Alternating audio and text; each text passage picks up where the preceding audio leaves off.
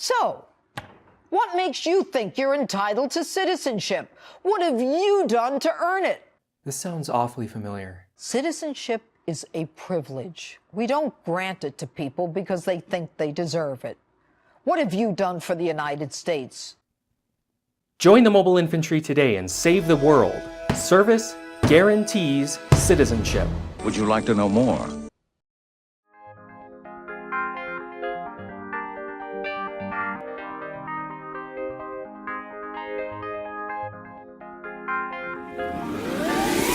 This video is brought to you by Brilliant.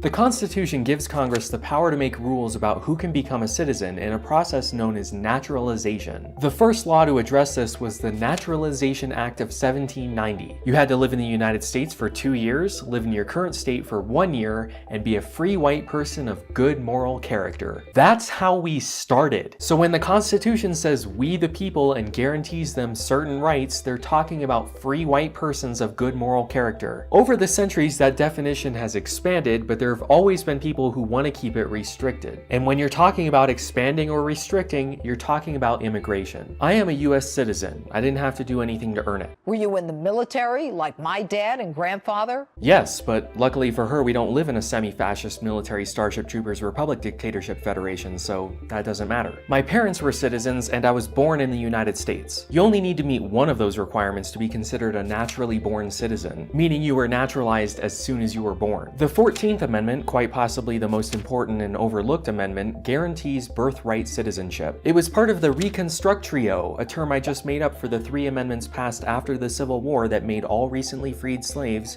citizens. 30 years later, a landmark Supreme Court case reaffirmed that any child born on US soil to parents who are currently residing in the US are citizens. This is where the term anchor baby comes from, but we'll get to that. Wong Kim Ark was Chinese, which the US has a very long history of excluding from citizenship and immigration, most notably with the Chinese Exclusion Act of 1882, which banned all Chinese immigration in response to white people on the West Coast complaining about depressed wages. This story repeats itself several times. In 1917, we created the Asian Barred Zone, which banned immigration from all of these countries. But all of these were somewhat rolled up into the Asian Exclusion Act, which was part of the Immigration Act of 1924, which is where our story really begins. Before 1924, we pretty much had open borders. Anyone could come in, which is why there were immigration scares over Chinese people, then the Irish, then Italian. You can project this forward. We're having the same fears over Mexican and Muslim immigration today. The Immigration Act of 1924 created the Border Patrol and the current visa system, along with putting quotas on certain countries. To oversee all of this, in 1933, they created the Immigration and Naturalization Service, the precursor to ICE. Look. You let me in right now, or I call the INS. Comprende? Back in the day, the INS were the ones who rounded people up and deported them. In 2003, the INS was split up into 3 agencies under the Department of Homeland Security: Customs and Border Protection, the U.S. Citizenship and Immigration Services, and Immigration and Customs Enforcement, more commonly known as ICE. So when you say you want to abolish ICE because it was only created in 2003, you're technically correct. But we had something for decades before that which did the exact same thing. We have the most secure border we've ever had. We all know that's a complete lie. Is it though? We used to have basically no border, and now we have 3 agencies with several tens of thousands of agents overseeing several hundred ports of entry and several hundred miles of rather ineffective fencing. She doesn't say it's completely 100% secure. She says it's the most secure we've ever had, which is objectively true. I don't think you can have a completely secure. Common sense tells us that securing our borders would help to stem the tide of individuals entering our country illegally. China began construction of their Great Wall as early as 600 BC and finished roughly around 1600 AD, which meant it has secured China's borders for over 2,600 years.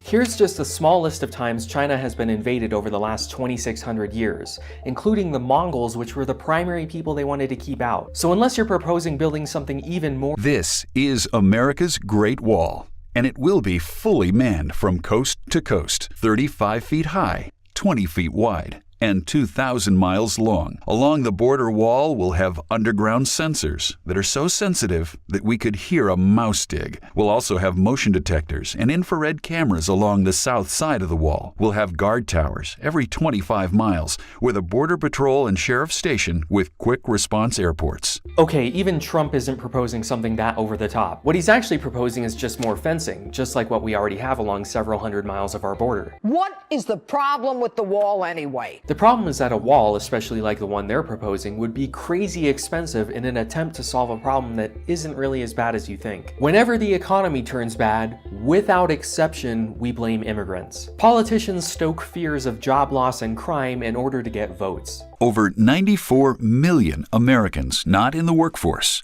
The number one reason? Illegal aliens. Drug and human smuggling, home invasions, murder. We're outmanned. Of all the illegals in America, more than half come through Arizona. Have we got the right plan? Plan's perfect. You bring troops, state, county, and local law enforcement together. And complete the dang fence. It'll work this time.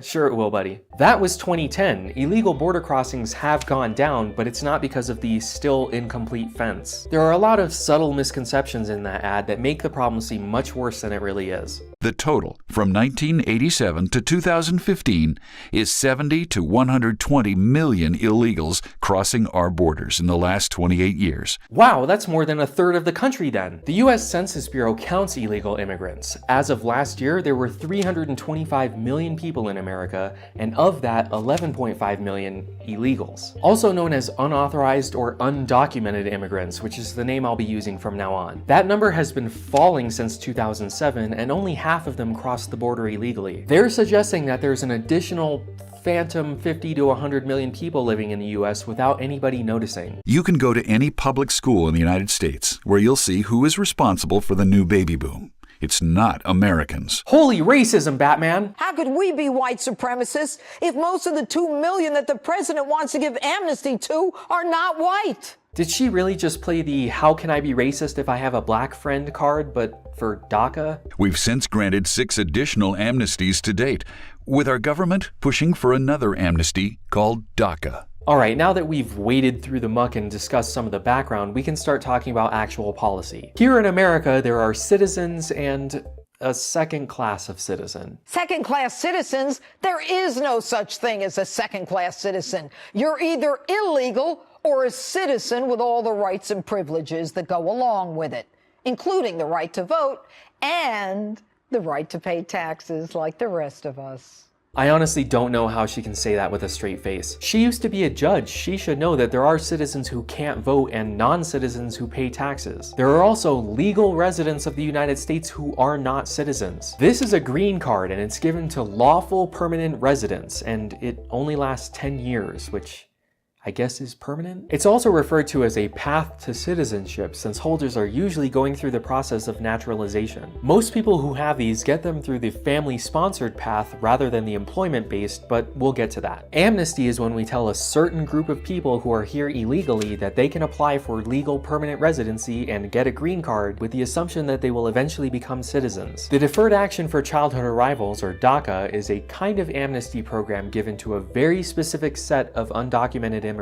So you say, come on, have a heart. The Dreamers were born here. This is the only country they know. No, they weren't. If they were born here, they'd be citizens, and that would be the end of it. They're sometimes referred to as Dreamers because of the DREAM Act, which had the same general purpose and was proposed in 2007, but didn't pass. These are children who were brought here illegally by their parents. They have to have entered the United States before their 16th birthday, are currently under the age of 31, and entered the country before June 2007. They also have to prove all of that, which is somewhat difficult for someone who arrived as a child illegally. The DACA narrative, though, of young high schoolers about to go to college, in college, or recently graduated, looking to contribute to society, when, in point of fact, Dreamers are not a highly educated segment of the U.S. population. According to a study by Harvard researcher Roberto Gonzalez, 21% of DACA recipients have dropped out of high school. Yeah, there's something about being an undocumented immigrant who can't legally work that makes people shy away from government-sponsored education. But that doesn't change the requirements for DACA. In addition to the age and time frame requirements, they also have to be currently enrolled in school, have completed high school or a GED, or have been honorably discharged from the military. There's the answer to that "did you serve" question from earlier. If they dropped out before DACA, in order to receive DACA, they have to be enrolled now, but are still counted as part of that 21% who had previously dropped out. This is her source. I didn't have to jump through many hoops to find this information. I hope you're catching on to the mental gymnastics at work here. DACA supporters say Dreamers are no more likely to commit crimes than U.S. citizens, but according to Crime Prevention Research Center, illegals in Arizona commit crimes double the rate than U.S. citizens. Okay, first of all, she's conflating DACA recipients with all undocumented immigrants. Secondly, depending on your source, undocumented immigrants are just as or less likely to commit crimes than citizens. The only way for what she said to be true is if you factor in the illegal entry into the country, in which case they all start off with 1. She's putting her thumb on the scale a bit. But that doesn't matter. In order to be a DACA recipient, you can't have committed any felonies or serious misdemeanors. The standards for DACA, along with the $495 application fee, are fairly high, which is why there are currently only 600,000 people in the program. Here we have President Trump willing to give almost 2 million illegals amnesty in exchange for a border wall, an end to chain migration, and the end to the visa lottery. That 2 million number is an estimate of how many people might be eligible for DACA, but she's still inflating things a bit. That was her opening monologue after Congress and the White House failed to make a deal on immigration reform and the budget in January 2018. Note that I said Congress there, not just Democrats. Republicans control every branch of government. They could have done it if they had the votes. Trump was offered $25 billion for his border wall in exchange for DACA, but then he wanted those 2 other pieces, which caused the deal to fall apart. Federal courts have ordered that current DACA recipients can continue under the program because you can't just go back on deals made by previous Get out of here, Iran. They were offered a legal status. You can't just take it back. One of the things Trump wanted to eliminate, which caused the deal to fall apart, was the visa lottery, officially known as the Diversity Immigrant Visa Program. It was started by Bush Sr. in 1990 and grants lawful permanent residency to 50,000 people each year. In order to be eligible, your country cannot have sent more than 50,000 immigrants in the last 5 years. Here's a list of all the countries ineligible for the visa lottery. There should be 1 or 2 that stand out to you. It's designed to promote diversity by saying we have enough immigrants from those places, so let's mix it up a bit. I hate to draw this comparison, but you know how whenever someone suggests banning assault weapons again, the common response is that assault weapons only account for a small percentage of all gun deaths each year? The visa lottery only accounts for 4% of all legal immigration. The next smallest piece of the immigration pie comes from refugees at 13%. Remember that travel ban from last year? Does the ban have anything to do with religion? How did the president decide the 7 countries? I understand the permanent ban on the refugees. Okay. Okay, talk to me. Tell you the whole history of it. So All right. when he first announced it, he said Muslim ban. He called me up. He said, put a commission together. Show me the right way to do it legally. I don't want to get into whether it was a Muslim ban or not. That's what he called it, and it was definitely targeted at specific people from specific countries. But yeah, it didn't ban all Muslims from everywhere, even though that's what he wanted. Donald J. Trump is calling for a total and complete shutdown of Muslims entering the United States. What he did accomplish after a few court rulings and executive orders was to completely stop all immigration from 7 countries, stop the refugee program for 120 days, and reduce the number of refugees we would accept into the country to 50,000. A refugee is someone who is displaced due to an ongoing war or violence or is fleeing political persecution. Do you, at this time, have any fear of returning to your own country? No. Establishing fear of return is the first step in obtaining refugee status. The second requirement here in the US is that you fall into one of 5 protected groups: race, religion, nationality, political opinion, or a particular social group. That last one is a bit of a catch-all, as you might imagine. Gender and sexual orientation don't appear on that list and historically fall into that last category. And third, the government must be involved in or unable to control that persecution. Refugees are probably the most vetted group of people on the planet. A refugee is someone who has already been determined to tick all three boxes, either by the UNHCR, which oversees refugees around the world, or by the receiving country, in this case the US. An asylum seeker is someone who flees to a country first and then requests refugee status. Once someone has been accepted as a refugee or asylum seeker, they can't be forced to go home, but they do have the choice to go home if they wish. That's part of international law that the United States has ratified and agreed to. You can't send them back. By far, the largest portion of the immigration pie comes from chain migration, officially known as family-sponsored immigration,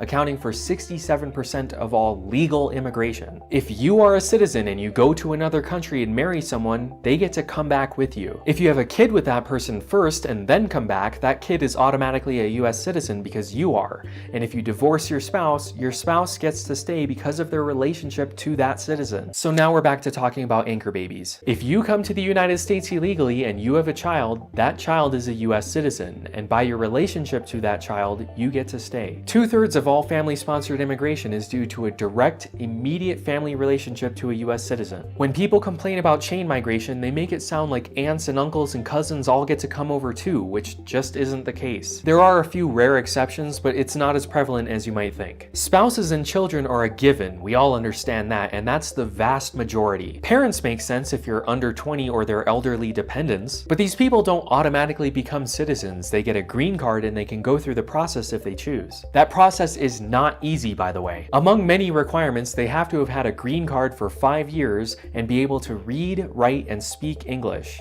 This is a country where we speak English, not Spanish. We speak English. If you want to live here, learn it. English, motherfucker, do you speak it? It's already a requirement that if you want to be a citizen, you have to know English. I don't know why this myth persists. They also have to take a test in US history and government, which includes this question, which 1/3 of US citizens cannot answer.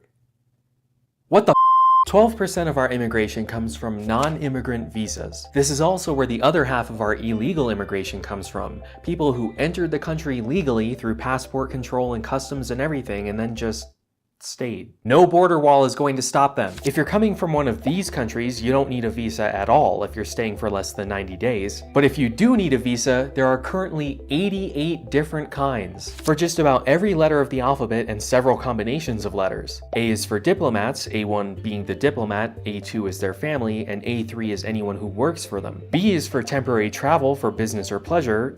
I'm not going to go through all of them, but the ones you probably care about most are student visas, which are F class, and temporary workers, who are H class. The most popular of which is the H-1B visa, which allows US employers to hire foreign workers in specialty occupations. These aren't temporary migrant farm workers, that's a different visa. There are about 250,000 approved each year, and by far, the most people who receive them, more than all other countries combined, are from India. Most of these people work in the tech industry. But there's another class that you may have heard of, the O class, for people with exceptional ability in the sciences, education, business, or athletics, or the arts, motion picture, or television industries. Olympic athletes, musicians, actors, and actresses all classify as having extraordinary ability, along with scientists and Nobel Prize winners. How can you increase your chances of getting an extraordinary ability visa? By going to brilliant.org/knowingbetter. Brilliant has a number of courses in math and science that could help you understand these concepts and increase your chances of getting that genius visa. Knowing Better is not an immigration lawyer, but it couldn't hurt. Want to know how solar energy works? That's a growing field that could use a few more brilliant minds. Get it? Or maybe you're a politician who needs to be swayed on the idea. They also have courses in computer science if you want to get one of those H-1B visas, or maybe you're already a citizen who doesn't want your job to be outsourced. So go to brilliant.org/knowingbetter to get started. The first 200 people to use this link will get 20% off of their premium subscription, and you'll be supporting the channel when you do. Knowledge guarantees citizenship. Again, Knowing Better is not an immigration lawyer, but it couldn't hurt. Immigration is a rather hot-button issue in America and around the world, and it has a lot of racist undertones and dog whistles. We've all heard the quotes by our current president, so I won't repeat them here. here, but when he talks about ending chain migration and the visa lottery, the people listening to him have a very specific skin tone in mind. Despite the fact that family-sponsored immigration mostly only applies to US citizens, and no country in Central America is eligible for the lottery. Only 74% of DACA recipients are from Mexico and Central America, which is about the same percentage of the total undocumented immigrants. I somehow doubt he wants to expel the 26% that come from other countries. Despite what you may have heard, illegal immigration has been on the decline for the last 10 years, especially when it comes to crossing the border. Unless you believe in some sort of conspiracy. Engaged in a campaign to mislead the American people